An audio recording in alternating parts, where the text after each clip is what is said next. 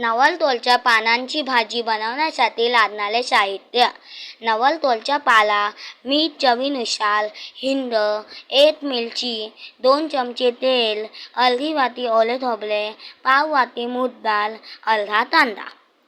कृती: नवलतोलचा पाला घेऊन स्वच्छ धुवून बारीक कापून घ्या. एका पातेल्यात 2 चमचे तेलात बारीक कापलेला कांदा घालून छान तळून घ्या. त्यात हिंग, कापलेला पाला, बारीक कापलेली मिरची, मीठ, थोडे पाणी घालून झाकण ठेवून झाकणावर पाणी ठेवून भाजी शिजू द्या. भाजी पूर्ण शिजल्यावर त्यात भिजवलेली मूग डाळ घालून शिजू द्या. मूग डाळ शिजल्यानंतर त्यात ओले खोबरे घालून एकत्र तळा. 5 मिनिटांनंतर स्वादिष्ट नवलतोलच्या पाल्याची भाजी तयार.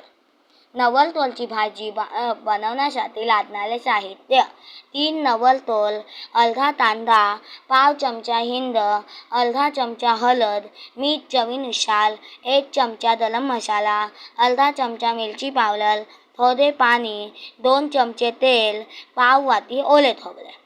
कृती: नवलतोल स्वच्छ धुवून त्याची सालं काढून बारीक कापून घ्या. एका पातेल्यात 2 चमचे तेलात बारीक कापलेला कांदा घालून छान तळून घ्या.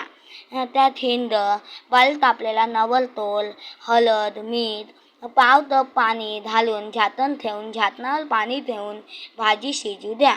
भाजी पूर्ण शिजल्यावर त्यात ओले खोबरे, गरम मसाला, मिरची पावडर घालून एकत्र तळा. 5 मिनिटांनंतर स्वादिष्ट नवलतोलची भाजी तयार. टीप: ही भाजी पोळी, पराठा आणि भातासोबत सुद्धा छान लागते. हा माझा व्हिडिओ आवडला असेल तर मला जरूर सबस्क्राईब करा, शेअर करा आणि लाईक करा. धन्यवाद.